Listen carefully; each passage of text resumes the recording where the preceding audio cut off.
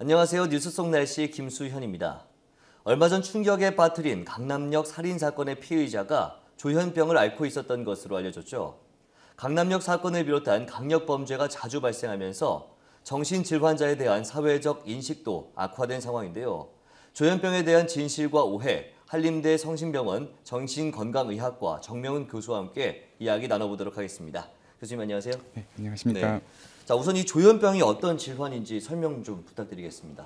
네, 조현병은 예전에 정신분열병이라 했던 질환과 같은 이름의 질환입니다. 이름으로 인한 오해와 정신질환에 대한 편견을 낮추고자 정신분열병이라는 병명으로 조현병을 바꾸게 되었습니다.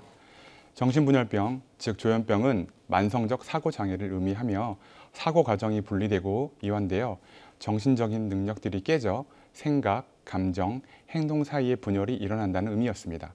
하지만 정신분열병이라는 명칭으로 인해 성격이나 인격이 분열되는 것으로 흔히 오해해 왔습니다.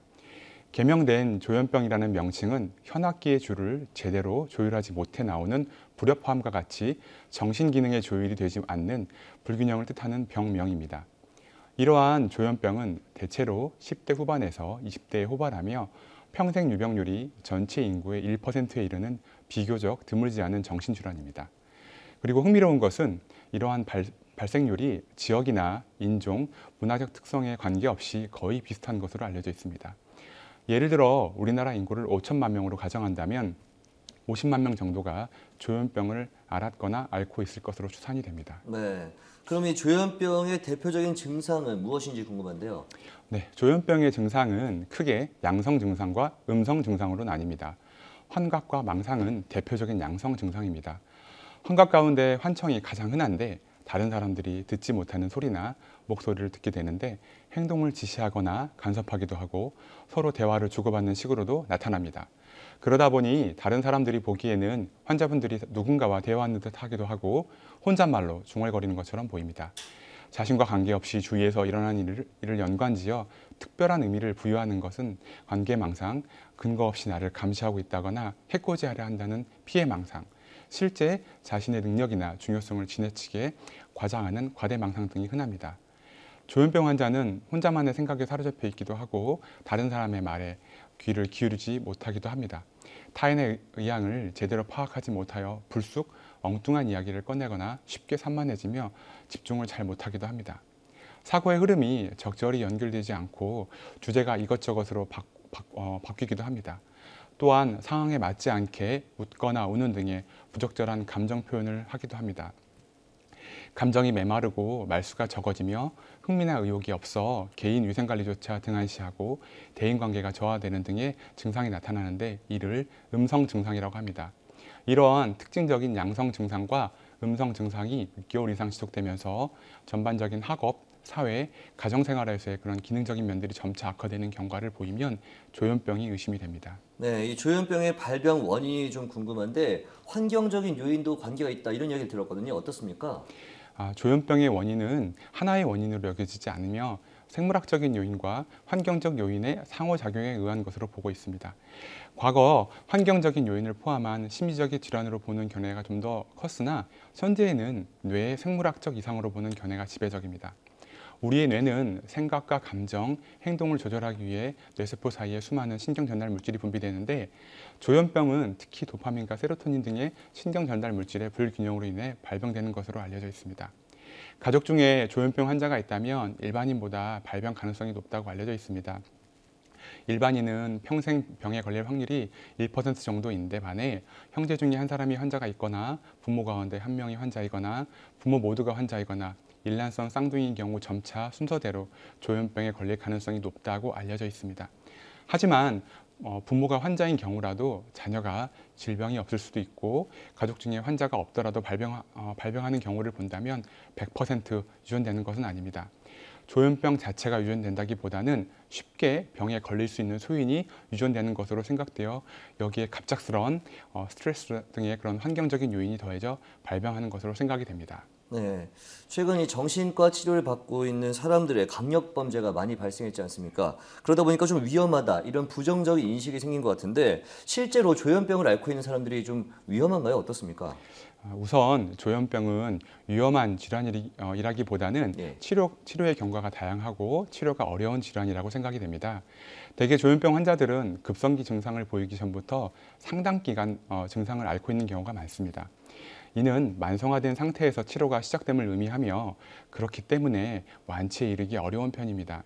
말씀하신 조현병이 위험한 질환이라는 것은 조현병으로 인한 범죄나 폭력성을 염두에 두신 질문인 것 같습니다.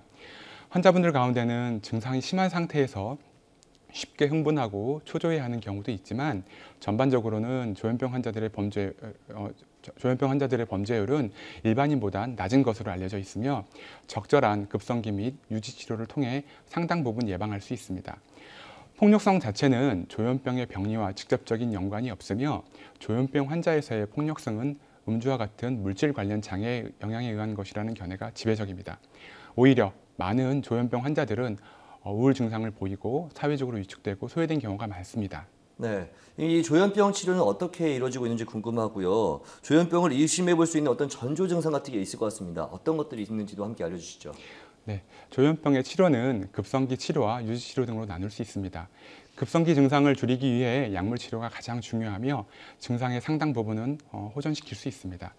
약물 치료는 스트레스에 민감한 조현병 환자로 하여금 스트레스에 대해 보호해주는 그런 역할을 하며 재발을 방지하는 데도 중요한 역할을 합니다.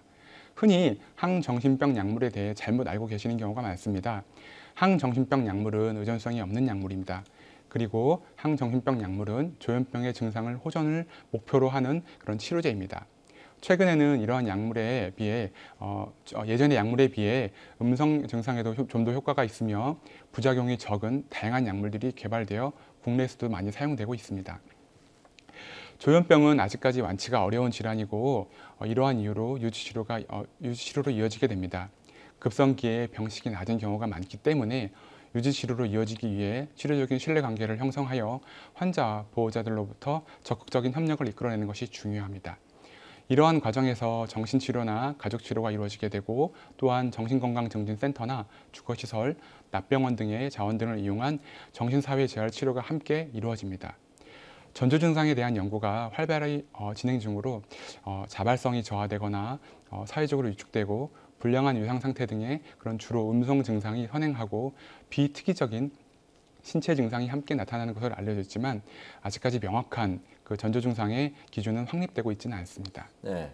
마지막으로 이 정신질환 치료와 관련해서 우리가 좀 오해하고 있는 것들이 있을 것 같습니다. 어떤 것들이 있는지 좀 알려주시고 그리고 주변에 정신질환을 앓고 있는 사람들을 만났을 때 우리가 어떻게 하는 것이 도움이 되는지 함께 알려주시면 고맙겠습니다. 의학이 발달함에 따라 정신질환은 뇌신경계 질환이라는 사실이 점차 밝혀지고 있지만 정신질환의 구체적인 원인에 대해 완전히 밝혀진 것은 아니며 모르는 부분이 더 많습니다. 정신질환에 대한 부정적인 인식이나 태도의 원인 중 하나로 정신질환이 뇌의 질환이라는 사실과 복잡하고 정교한 우리 인간의 뇌에 대한 연구에 대한 이해가 상대적으로 적었던 것은 아닐까 생각됩니다. 우리가 잘 모르는 것에 대한 두려움을 갖기 때문입니다. 또한 급성기의 심각한 정신질환의 경우 평소 혹은 일반적인 모습과는 다른 말과 행동을 하게 되는데 이러한 언행은 흔히 우리를 불편하고 불안하게 만들게 됩니다. 그러다 보니 일시적인 이런 심각한 증상을 정신질환 전체로 여기게 되고 즉 과도한 일반화로 정신질환 전체에 대해 거리낌을 만들게 되는 것 같습니다. 이러한 주변의 부정적인 선입견은 환자로 하여금 치료 시기를 늦추게 되고 적절한 시기에 치료적으로 개입되지 못해 증상을 더욱 악화시키는 악순환을 겪게 되는 것 같습니다.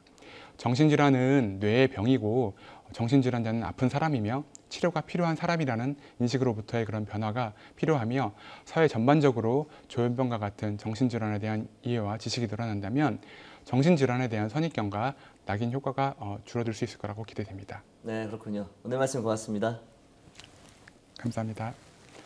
네, 뉴스 속 날씨 오늘 준비한 소식은 여기까지입니다. 시청해주신 여러분 고맙습니다.